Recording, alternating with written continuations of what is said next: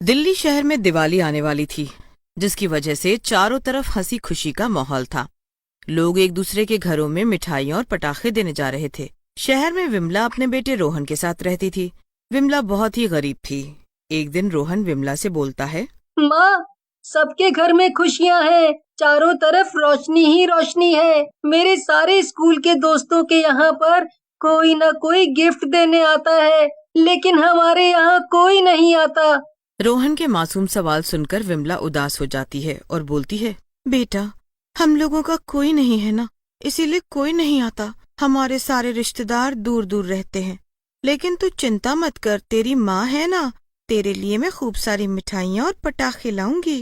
माँ, तुम इस दुनिया में सबसे अच्छी हो। मुझे कुछ नहीं चाहिए, बस तुम मेरे साथ रहो हमेशा। फिर रोहन अपने दोस्तों के साथ खेलने चला जाता है और विमला भी लोगों के घर काम करने चली जाती है। विमला भीमा सेठ के घर पर चूल्हा चौका किया करती थी। विमला भीमा से कहती है, भीमा सेठ, इस बार दिवाली है, कुछ पैसे ज्यादा मिल जाते तो अच्छा रहता। मेरे बेटे को इस बार मैं अच्छा सा दिवाली का तोहफा देना चाहती हूँ। विमला की बात सुनकर भीमा हंसने लगता है और बोलता है,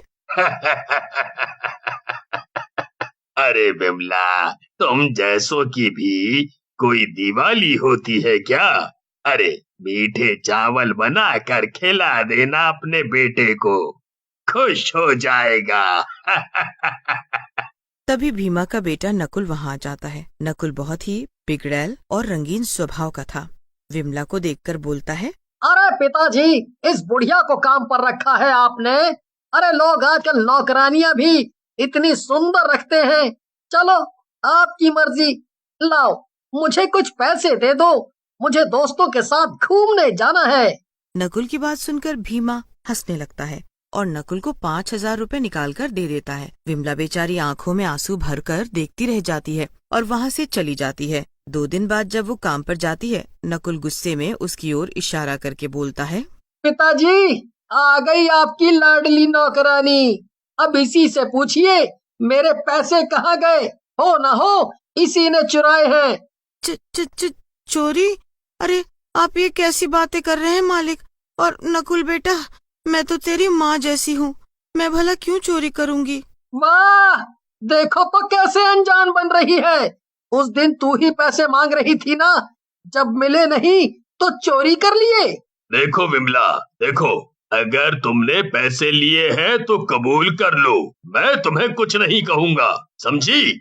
भीमा की बात सुनकर विमला को भी गुस्सा आ जाता है और वो बोलती है, सेठ जी, देखो मैं गरीब जरूर हूँ, चोर नहीं, समझे? मैं जा रही हूँ। लेकिन नकुल गुस्से में विमला के बाल पकड़कर जोर से दीवार में धक्का मारता है और बोलता है, एक तो चोरी, ऊपर से सीना चोरी। मेरे पिताजी से ऊंची आवाज में बात करती है। विमला दीवार से जैसे ही टकराती है, उसकी जान निकल जाती है और वो मर जाती है। उधर भीमा का दोस्त रहीम भी वहाँ आ जाता है और सब अपनी आंखों से देख लेता है। अरे नकुल बेटा, ये क्या किया तुमने? इसको क्यों मार डाला? अगर पुलिस आ गई तो वो तुम्हें पकड़ कर ले जाएगी। नहीं नहीं, पिताजी मुझे बचा लो, मैंने जानबूझकर कुछ नहीं किया, मुझसे गलती हो गई। तभी वहाँ एक पुलिस वाला जिसका नाम राजू होता है आ जाता है और लाश को देखकर बोलता है, इस घर से बहुत आवाजें आ रही थी और मेरा शक भी सही निकला। तुम लोगों ने एक औरत को मार डाला।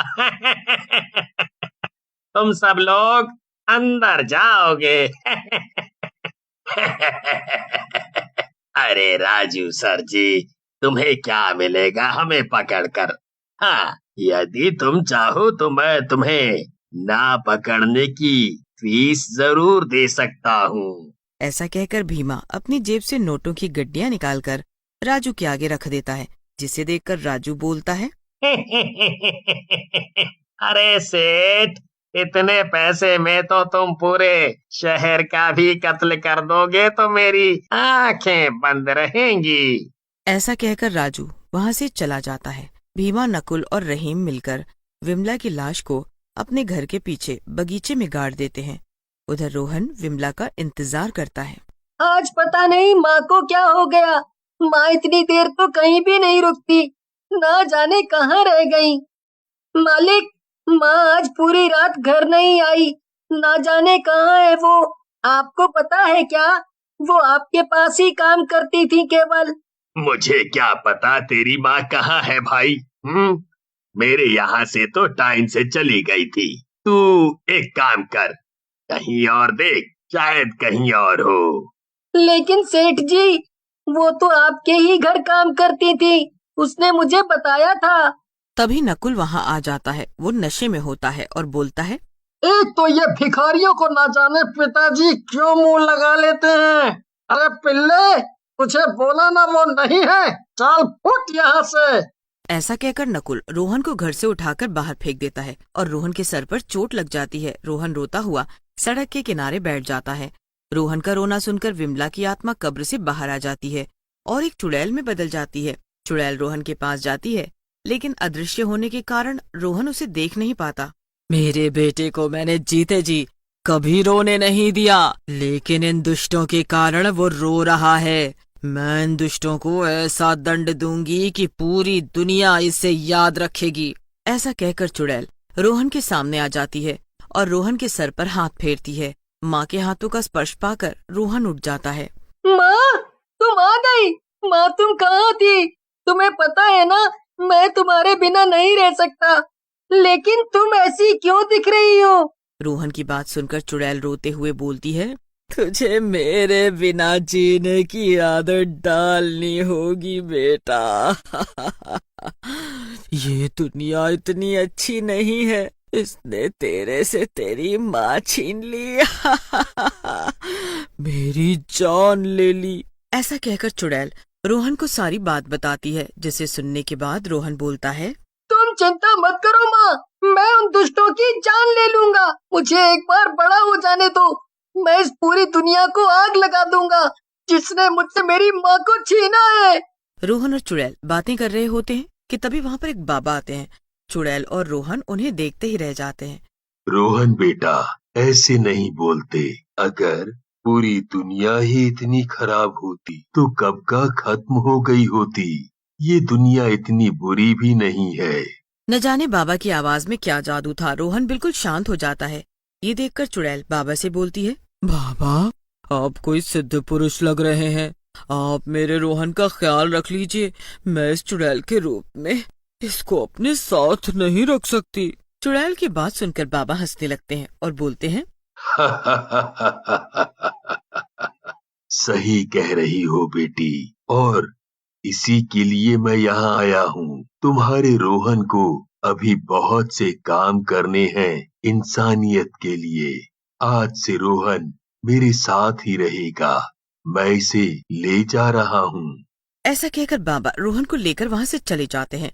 चुड़ैल रोते हुए अपने प्यारे बेटे को जाते हुए देखती है। फिर चुड़ैल भीमा के घर की तरफ मुड़ती है और सोते हुए भीमा को उठाकर बोलती है, उठ दुष्ट भीमा, सोया क्यों है? देख अपने पिल्ले की हालत। भीमा हड़बड़ाकर उठता है। चुड़ैल ने नकुल को फांसी के फंदे से लटकाया होता है।